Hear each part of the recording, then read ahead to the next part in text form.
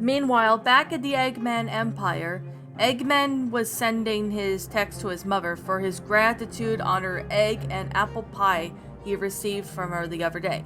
Okay, time to send you. Thank you text to Mama, he said. Right when his text was being sent, the Wi-Fi connection was immediately cut off. As a result of the Wi-Fi being down, the text failed to send. What? Eggman shouted. The connection got cut off. He attempted to allow himself to access the Wi-Fi by using his original password, only for his password to be denied. Oh, come on! Dr. Eggman groaned in disgust. I can't work under this condition. He called out for his trusted minions for some assistance. Orbots, Cubots, and Metal Sonic. Did any of you know what our new password is for our Wi-Fi? Eggman asked. Try Eggland, Orbot said. No, try Robo-Dude, Cubot stated. Just do Sonic is out, Metal Sonic replied. The doctor tried all three of the suggestions for the Wi-Fi password, but none of them worked. Oh my chaos, Eggman groaned. You gotta be kidding me. Just then he could hear the sounds of iron doors opening with footsteps approaching him. He turned to see none other than Dr. Starline out of his cell. Dr. Starline? Eggman said. Is that you? It's me, Dr. Eggman, Dr. Starline said. That's also the new password for the Wi-Fi.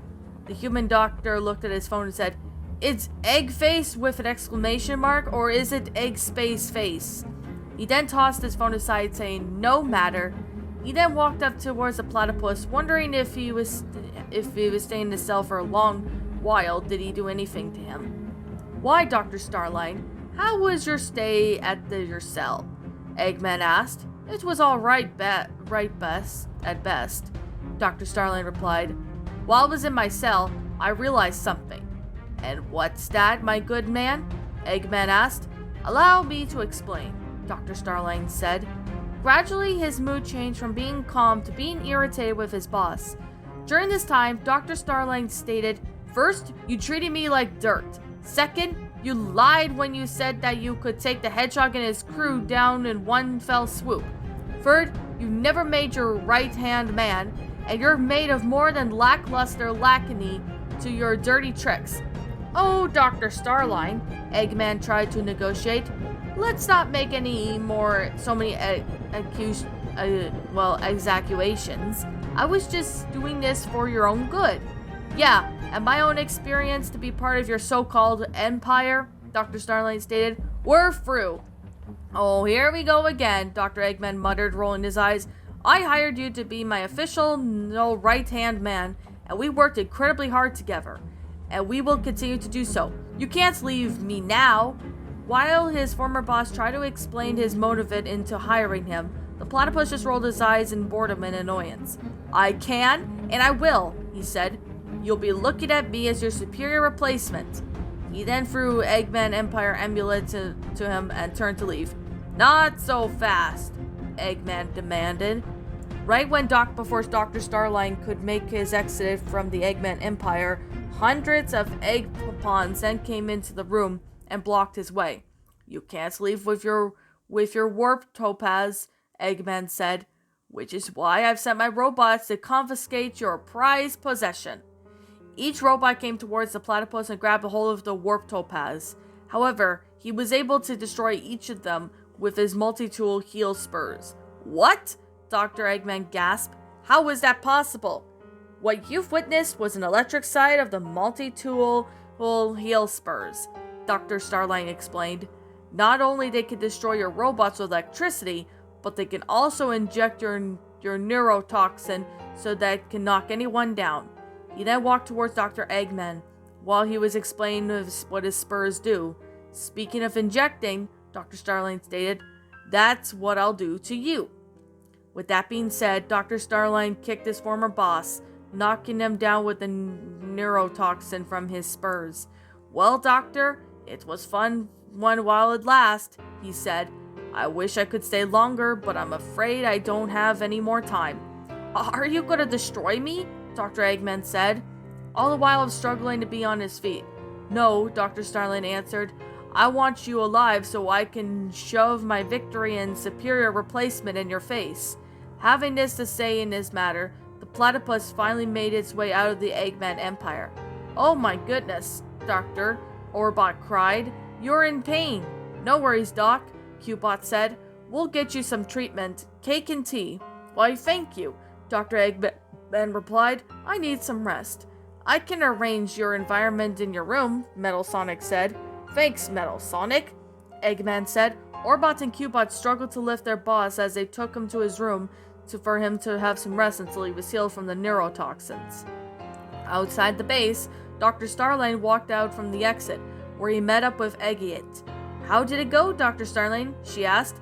"Better than I expected," the platypus answered. "The doctor is almost confiscated in my warp topaz." "Oh man, that was nuts," Eggiot stated. "Besides, I could almost hear the explosions of the robots while I was running outside." "I would consider nuts," Dr. Starline replied, "but it was more electric to say the least." He patted Egget's head as they all the while thanking her for helping him with his investigation. "Thank you for the help, little girl," Dr. Starline said. But before he could leave, the young girl stopped by saying, "I want to run away." The platypus couldn't believe what she was saying. "What?" he said. "Why, Egget?" "Because if Daddy finds out that I help you with your registration, he'll ground me forever," Egget explained. "So please, may I come with you?" Dr. Starling was a little reluctant to let his former boss daughter tag along, but he was unable to resist her pouty face. He let out a sigh and said, "All right, you may come along with me." But before the young girl could shout in glee, however, the platypus negotiated the condition with her. "But in one condition," he said. "You'll have to be my assistant in my future plans." He took out his hand and asked, "Deal?" Without hesitation, Egget then took his hand and they shook hands in agreement. "Deal," she said. "Come along, Egget," Dr. Starling said. "Let's head to my respiratory." He lifted his hand and with his trusty warp topaz was on and commanded, "All right, warp topaz, do your work." Instead of submarine a hole to transport, it suddenly broke into pieces. "Oh no," Dr. Starling said. "What's the matter?" Egget asked with concern. "It seems that the warp topaz no longer works," Dr. Starling explained. "I believe that it must have been overused after all those years." "Oh, Dr. Starline, I'm so sorry," Egget apologized. "Is there any way you could make another one?" "I'm afraid it's impossible," Dr. Starling said. "Besides, it took me over a year to make this device, especially when it comes to fixing a few bugs." While the platypus friend began to mourn for his precious warp topaz, Egget began to think of an idea. "Maybe we could make something that would demi-fit for you," she said. "I beg your pardon?" Dr. Starling asked. "Well, it's just a thought," Egget replied. "It would be best if you come up with something else that replaces your old object." Dr. Starling thought of his friend's suggestion for a moment, but before saying, "Maybe you're right," he then looked at her with a reassuring smile. "And besides," he said, "why use the warp topaz when we could just walk to my respiratory?" Egget then nodded her head. They began to walk them, and then an idea popped into Dr. Starling's mind. "Or on second thought," he said, "maybe we could take a short, quiet trip to Egg Base Sigma." "And I do not know about that," Egget said nervously. "My daddy says that I'm not allowed in there. Not without adult supervision." Dr. Starling reassured her. "I'm an adult and I say you're allowed to go in there." The young girl felt unsure at first, but with reassurance from the platypus, she felt confident. "Okay," Egget said. "In that case," Dr. Starling began, "and the last egg base Sigma is a rotten egg." They laughed playfully as they began to run to the base.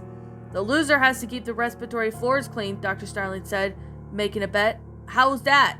"All right," Egget said respondingly. "And you're gonna lose," Dr. Starling teased. "Well, we'll see about that," Egget smirked. She began to run faster, leaving the platypus in the dust, as she also began to run faster and picking up speed. Little did they realize that they were not so far away from the egg-based Sigma. At the heart of the mystic ruined jungle, Big the cat was chilling in his home with his best friend Froggy. He had stretched his arm and let out a relieving sigh before saying, "What a lovely day. Wouldn't you agree, Froggy?" Suddenly the frog heard some rustling in the bushes. The cat began to take notice, so he decided to check on him. "What is it, Froggy?" he asked. Froggy went closer to see who or what was behind them. "Where are you going, Froggy?" Big asked, following him. The frog made a big leap through the bushes, allowing Big to rustle through them to get a closer look. "Froggy?" he called. "Froggy, where are you?" His reptile pal croaked for him as he hopped down towards him with something in his mouth. "What did you get, Froggy?" Big asked. He then took a look at something from the frog's mouth and examined it closely. The item Froggy caught appeared to be a piece of orange fur. "Uh-oh," Big said. "I think you must have caught someone's fur." The frog croaked with something, seemingly suggesting him an idea. "You're right, Froggy," Big agreed. "We should ask Sonic if it's her fur. If so, we will have to apologize for spooking her, alright?" Froggy croaked in response, and his purple cat friend nodded his head and said, "Good, Froggy. Now come on, let's go." With that being said, they were on their way to Styx's burrow to get their situation cleared up.